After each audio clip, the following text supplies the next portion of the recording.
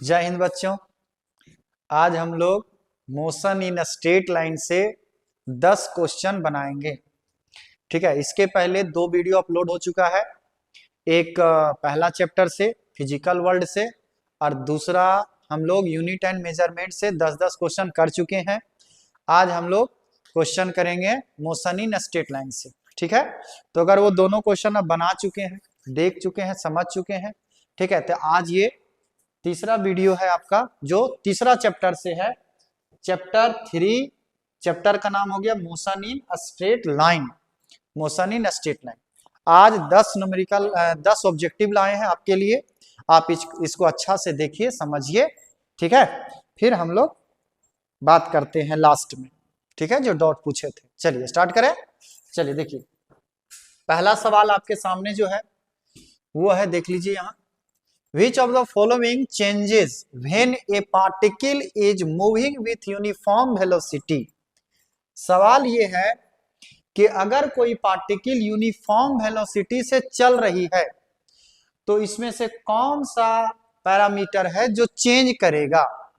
तो देखिए, एक बात बताइए, यूनिफॉर्म वेलोसिटी अगर होगा तो उस केस में एक्सेलरेशन होगा 0। देखिएगा, हम आपको अच्छा से समझाते हैं, टेंशन ना लीजिए। एक बार मिल जाए कलम किधर। हाँ, अगर कोई पार्टिकल यूनिफॉर्म वेलोसिटी से चल रहा है ना, यूनिफॉर्म वेलोसिटी से अगर चल रहा है, इसका मतलब ये हुआ कि अगर 10 मीटर पर सेकेंड से है अभी, तो एक समय बाद 10 मीटर पर सेकेंड ही रहेगा, एक समय बाद 10 मीटर पर सेकेंड ही रहेगा। 10 मीटर पर सेकेंड, 10 मीटर पर सेकेंड जो वेलोसिटी है वो कांस्टेंट है। एक बात बताइए, अगर वेलोसिटी चेंज नहीं हो रहा है तो एक्सेलरेशन कितना हो गया? 0। तो डी तो चेंज नहीं हो रहा है, एक्सेलरेशन हो गया 0। अब देखो, बोल रहा है वेलोसिटी चेंज करेगा। यहां तो पहले से लिख दिया यूनिफॉर्म वेलोसिटी, तो यूनिफॉर्म वेलोसिटी का मतलब है कि वेलोसिटी चेंज नहीं हो रहा है, तो ये भी चेंज नहीं होगा। ये 10 है तो 10 ही रहेगा। उसके बाद बोल रहा है स्पीड, स्पीड भी चेंज नहीं होगा, क्योंकि वेलोसिटी का जो मैग्नीट्यूड होता है उसी को हम लोग स्पीड कहते हैं। तो जब वेलोसिटी ही चेंज नहीं हो रहा है, ठीक है, तो स्पीड चेंज होने का कोई चांस नहीं बनता। ठीक है, तो स्पीड भी 10 ही रह जाएगा। चेंज क्या होगा? पोजीशन, पोजीशन चेंज होगा। अभी गाड़ी जो है वो यहाँ पे है, मान लेते हैं अभी गाड़ी जो है वो यहाँ पे है और आप इधर कहीं खड़े हैं, तो गाड़ी और आपका दूरी मान लेते हैं 10 मीटर है। कुछ समय बाद गाड़ी पहुंच जाएगा यहाँ, या पहुंच जाएगी। हाँ जी सर, यहाँ पहुंच जाएगी। तो अब जो पोजीशन है गाड़ी का हमारे रिस्पेक्ट में वो ज्यादा हो गया, तो क्या चेंज हो गया? पोजीशन। आंसर कौन हो गया? पोजीशन। ठीक है, याद रखिएगा आप लोग। नेक्स्ट क्वेश्चन देखिए आप लोग।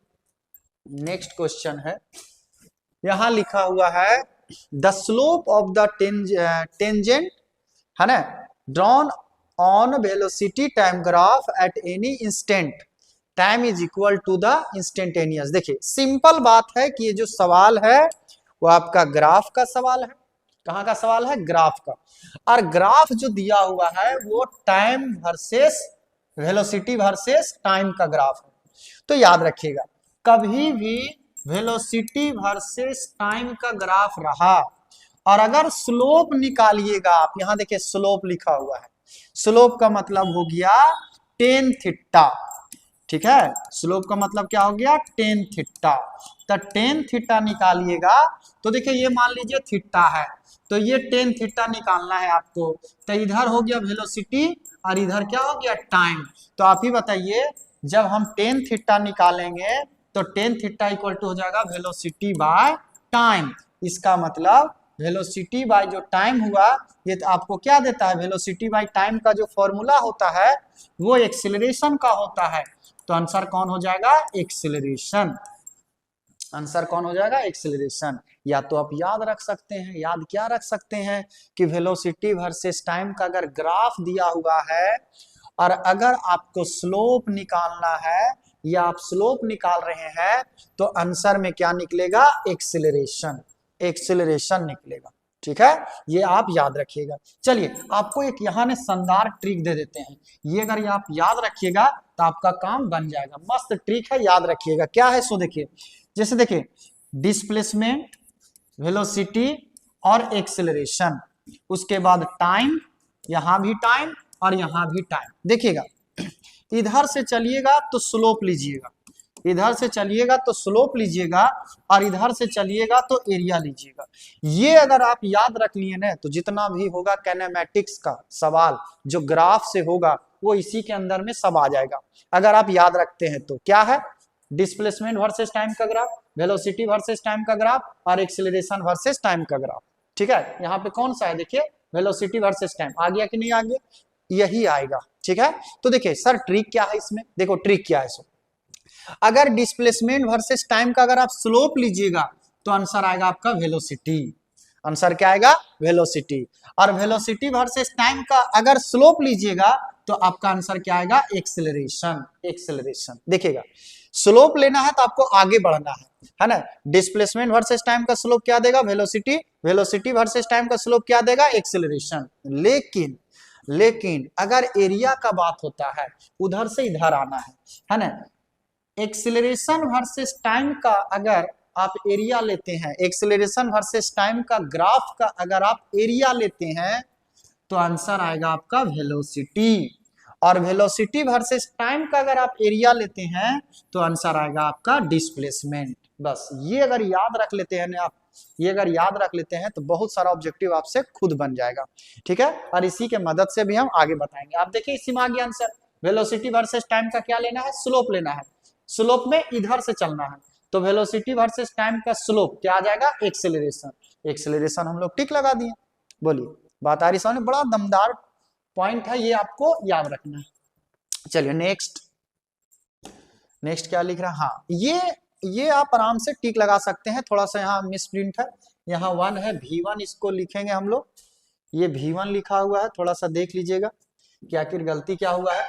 ये जो लिखा हुआ है ना, ये है आपका V1, ये है आपका V2, ये है V1, और ये सभी जगह इसी तरह से है V1 बटा V2 है ना। 2V1 plus V2, V1 plus V2 ऐसे से है ना। 2V1 V2, V1 plus V2, V1 plus V2, V1 plus V2 ऐसे है ये।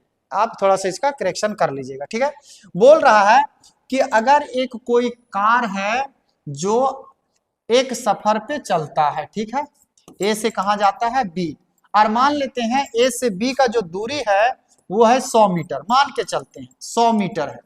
ठीक है, तो बोल रहा है कि आधा डिस्टेंस जो जाता है, आधा मतलब 50 मीटर जो जाता है वो जाता है V1 से, और जो आधा बच गया मतलब 50 मीटर जो बच गया वो कितना से जाता है? V2 से।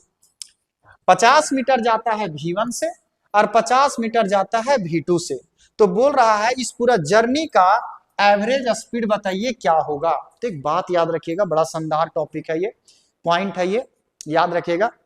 हमेशा सवाल इस पे सेट किया जा रहा है क्या? सो सुनिए, जब भी डिस्टेंस सेम हो जाएगा दो इंटरवल में, अगर डिस्टेंस सेम हो जाएगा तो इसका फॉर्मूला होता है एवरेज स्पीड का 2V1 V2 V1 plus V2। ये याद रखिएगा डायरेक्ट, है ना, दिमाग ज्यादा लगाना नहीं है।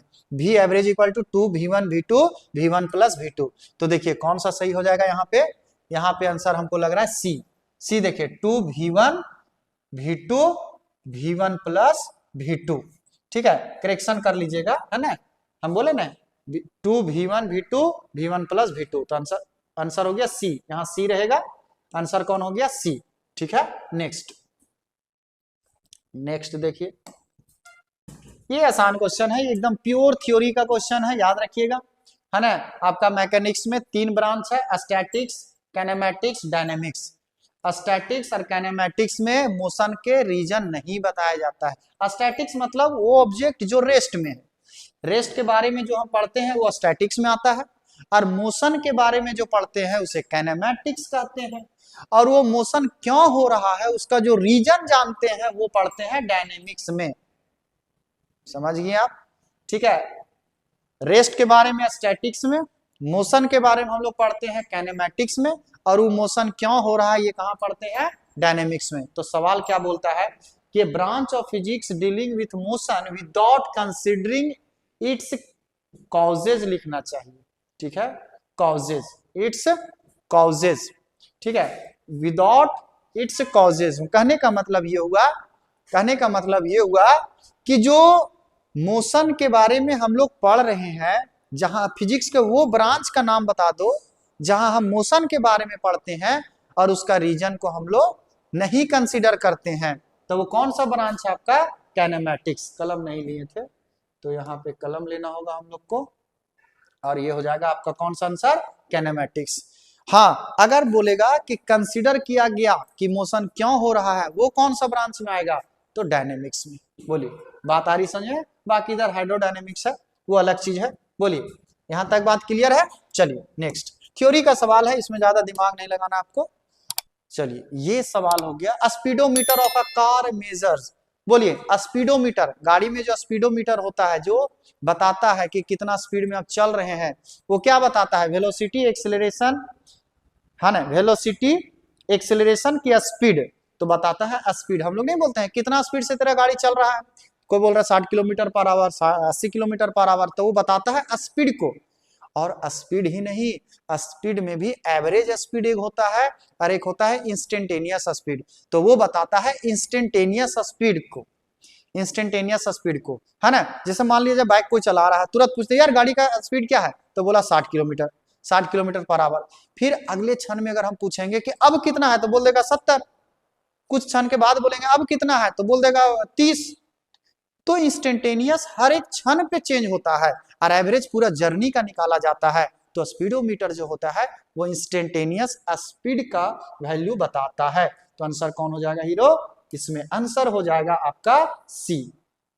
आंसर कौन हो जाएगा, सी, इंस्टेंटेनियस स्पीड। बात आ रही समझ में। चलिए नेक्स्ट, नेक्स्ट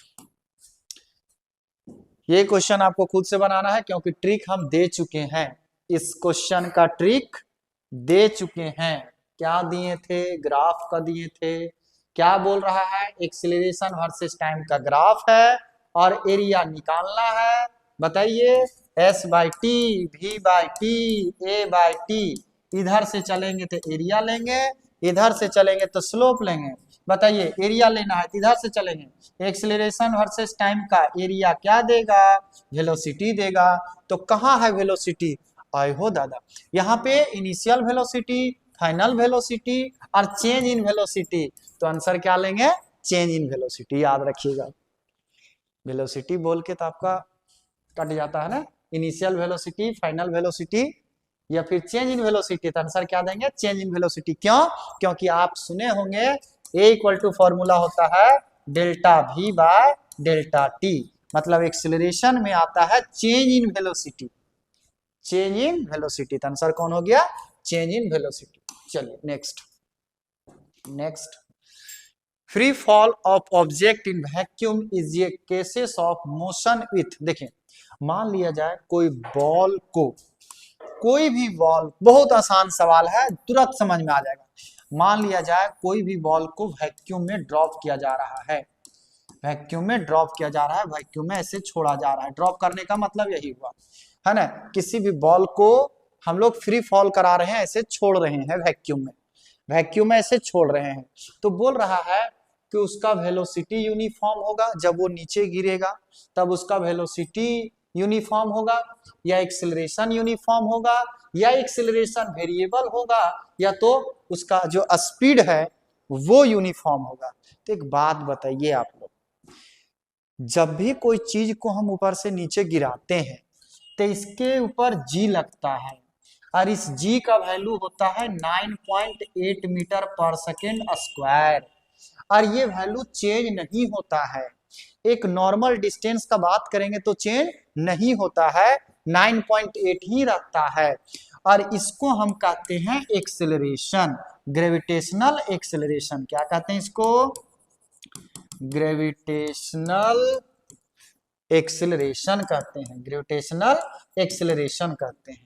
ठीक है, तो एक्सेलरेशन कांस्टेंट होता है, 9.8 ही रहेगा, ये चेंज नहीं होगा, वेलोसिटी चेंज होता है। जैसे जैसे नीचे आइएगा आपका वेलोसिटी बढ़ते जाएगा, चेंज होते जाएगा।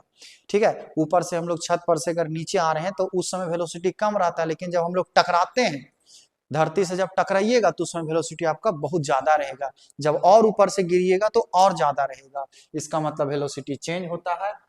और जैसे वेलोसिटी चेंज हो गया तो स्पीड भी चेंज हो गया। ठीक है ना।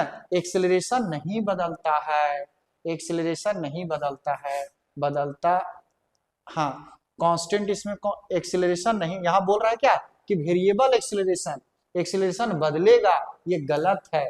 ठीक है, एक्सेलरेशन नहीं बदलता है। यहाँ बोल रहा है वेलोसिटी कांस्टेंट रहेगा, नहीं, नीचे जैसे जैसे आएंगे वेलोसिटी बढ़ेगा, तो ये भी गलत है। यहाँ बोल रहा है कि स्पीड कांस्टेंट रहेगा, ये भी गलत है, क्योंकि नीचे जैसे जैसे आएंगे वैसे वैसे स्पीड बढ़ेगा। ठीक है, तो हम लोग का सबसे कांस्टेंट कौन रहेगा यहाँ पे, एक्सेलरेशन। कांस्टेंट कौन रहेगा, एक्सेलरेशन। तो आंसर कौन होगा, बी, आंसर हो जाएगा आपका बी। नेक्स्ट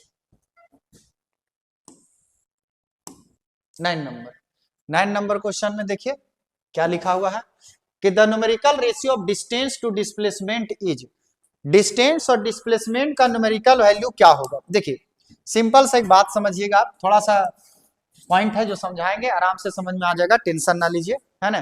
तो समझाना ये है कि मान लिया जाए एक बॉडी ए है, एक पॉइंट ए है, एक पॉइंट बी है, और यहां से यहाँ का दूरी है मान लिया जाए 5 मीटर। ठीक है, 5 मीटर। तो एक लड़का मान लेते हैं ए से बी जाता है, ए से कहा जाता है बी, तो जब ए से बी जाएगा तो डिस्टेंस जो होगा हीरो, है ना, यहाँ बोल रहा है देखिए रेशियो, रेशियो का मतलब होता है कि आपको डिस्टेंस बाय डिस्प्लेसमेंट का रेशियो के बारे में जजमेंट देना है। न्यूमेरिकल रेशियो, है ना, डिस्टेंस और डिस्प्लेसमेंट के रेशियो, रेशियो के बारे में जजमेंट देना है। ठीक है, डिस्टेंस को ऊपर लिखना है और डिस्प्लेसमेंट को नीचे लिखना है, और उसका जो वैल्यू आएगा उसके बारे में जजमेंट देना है। तो हम लोग दो केस में क्लियर हो जाएगा बात।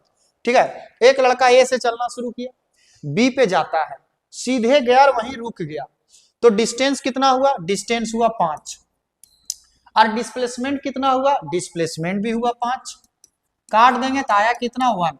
इसका मतलब ये हुआ कि डिस्टेंस बाय डिस्प्लेसमेंट का वैल्यू 1 हो सकता है। चलो ठीक है।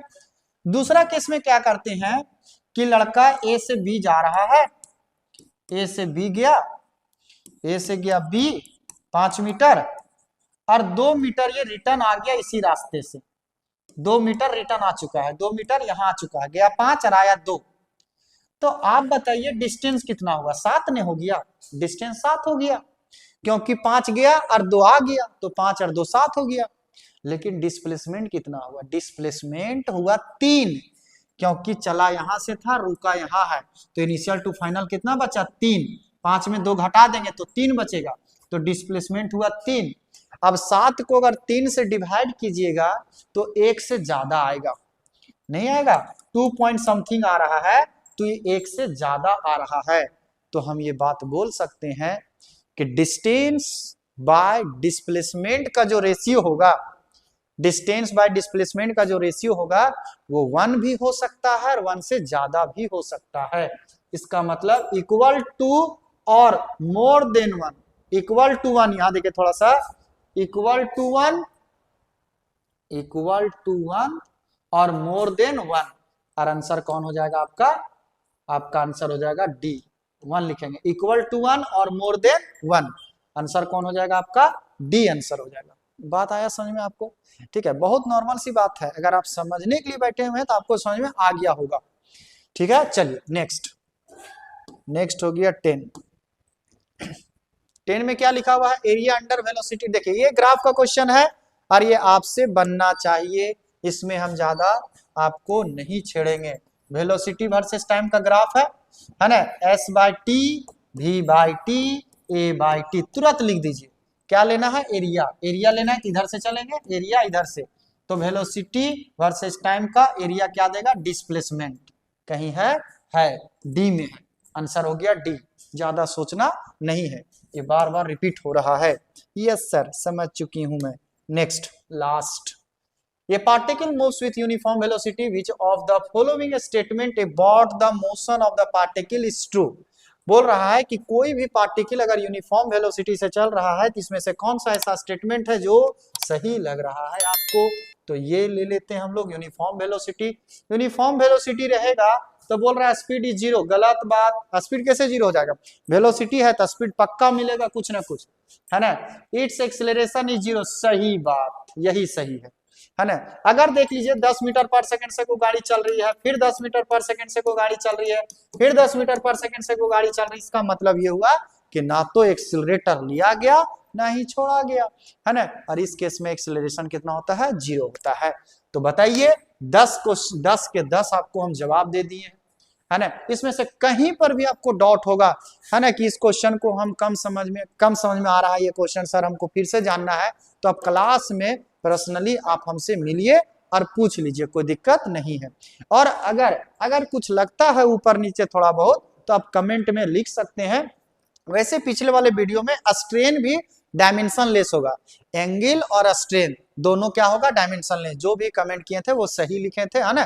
थोड़ा बहुत मिस्टेक होता है, ऐसा नहीं है कि सब बात जो हम बता रहे हैं वो 100% सही ही हो जाए, थोड़ा बहुत कभी कभी मिस्टेक हो जाता है। तो वो सब आप लोग थोड़ा सा, अगर आपको ऐसा फील होगा तो आप कमेंट में लिखिए, हम उस पर जरूर अमल करेंगे, ठीक है।